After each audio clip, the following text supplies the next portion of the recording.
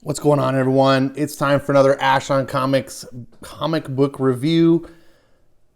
Today, it's Batman Detective Comics 1018 or 1018. How do you guys call these books? Do you call them by that, 1018, or do you say 1018? I haven't figured it out. I feel like it's a little easier to say 1018, but we'll see. This is Guess Who Came Down the Chimney. Feels a little late for Christmas, but what are you going to do? It's got a monster on the cover. It has nothing to do with the issue. Don't know what's going on. We get an advertisement for Batman 86, which is already out. I already did a review of it. You can check that out. Gotham is broken. Alfred is dead. And Batman's greatest enemies are ready to feast on the scraps. Written by James Tynion, illustrated by Tony Daniel, blah, blah, blah, blah. Why is Harley there? She's one of the greatest villains.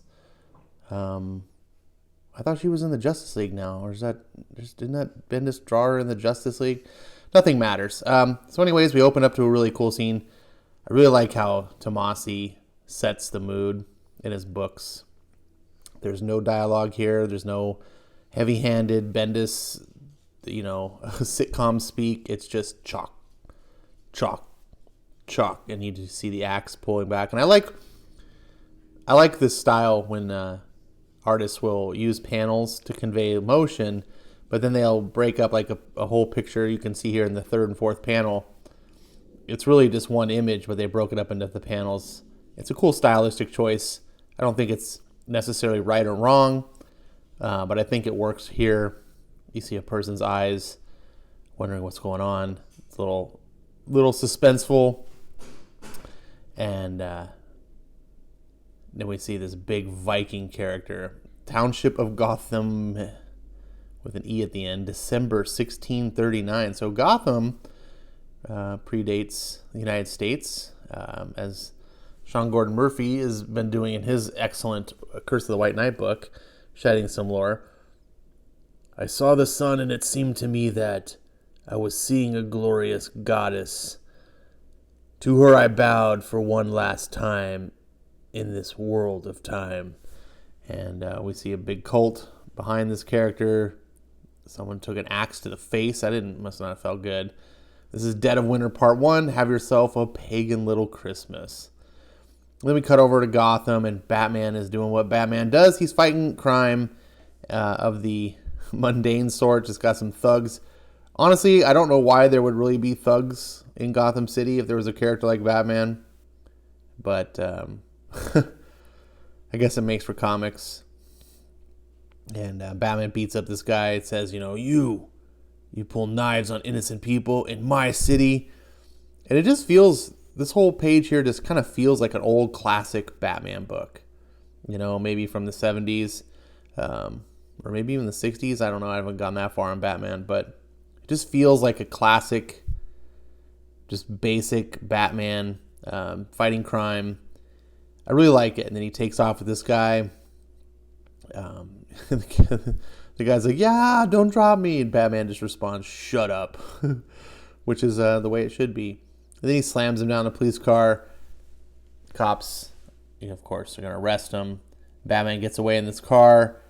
He makes it in time to play fetch with his dogs, Titus and Ace. I thought Batman only had one dog, but I guess he's got two. Breen can tell me, I guess, maybe where he got the second dog. I don't recall. Or maybe that's been there all along. I'm not a Batman aficionado by any means.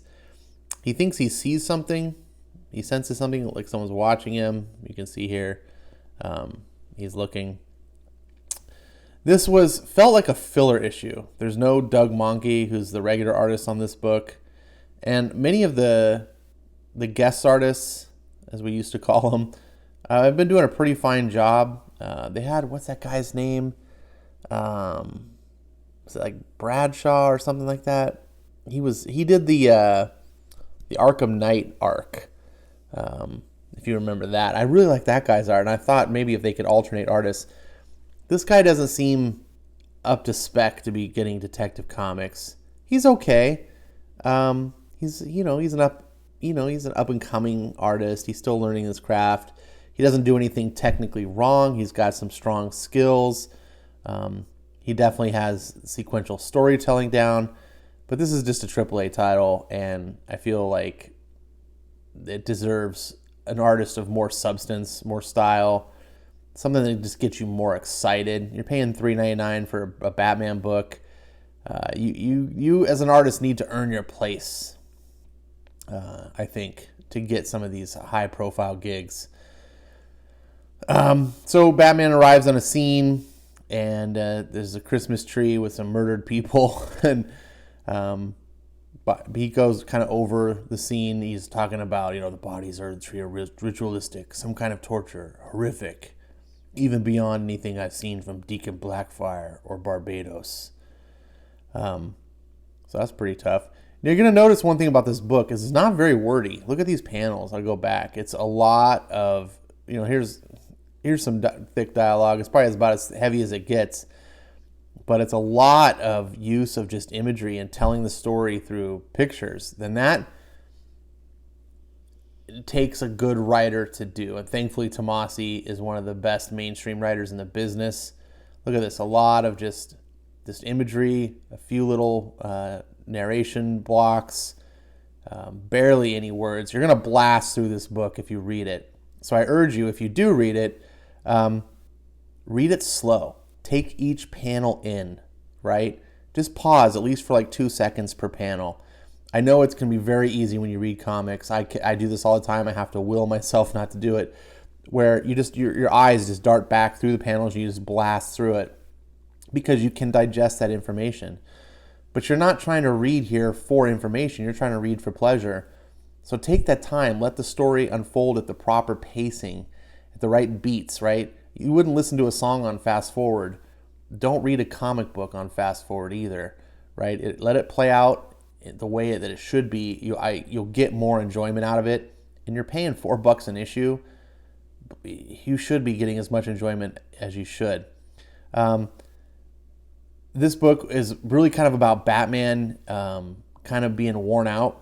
He doesn't have Alfred to help him. We saw the scene with the dogs. He's being Batman, he's being Bruce Wayne, he's trying to manage both things. And we see here he ends up falling asleep. He's falling asleep at his desk here in the Batcave. The dogs bring him his phone. It's kind of cute. I have to kind of always give extra points to any books that feature dogs in any sort of good capacity because I'm a huge animal lover and a dog lover. Wayne shows up at a big function to light the big tree at Gotham. And he makes a little bit of a speech. It's kind of nice to see Bruce Wayne involved into Gotham and writers taking that. It seems like a lot of modern writers don't want to really use Bruce Wayne very much. It's just all Batman. And it's kind of nice. This book just kind of is a lead into the story. We saw it was part 1. And at the end, this big knight character shows up. And, as Bruce Wayne's giving his speech, it's next, How the Axe Stole Christmas. I enjoyed this book. It felt like a fill-in issue as I was reading it. I was like, oh, okay. It felt honestly like it was going to be a one-shot comic, one and done. I guess I should have learned from the title, part 1, that it's not the case, but I don't usually read the titles.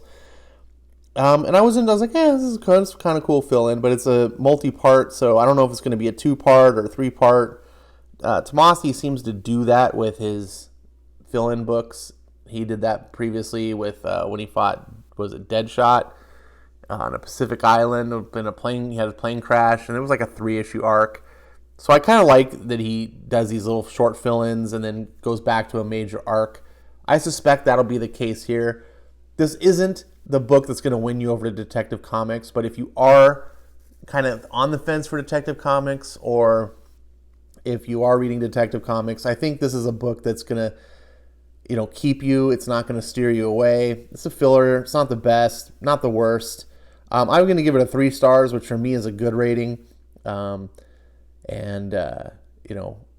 it would be like excellent. That's like a high recommend. And 5 is just like must read stuff.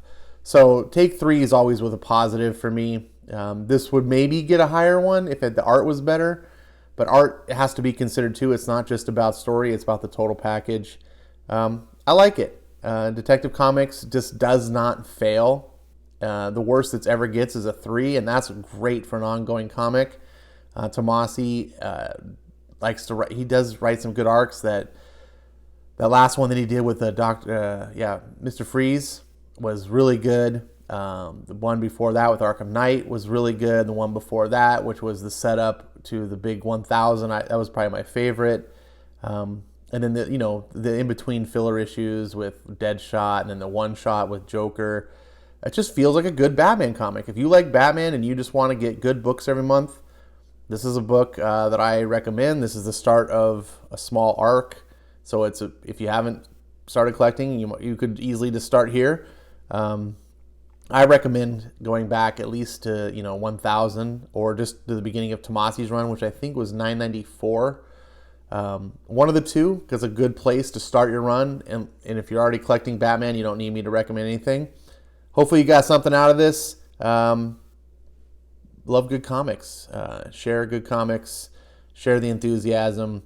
And I'll see you next time.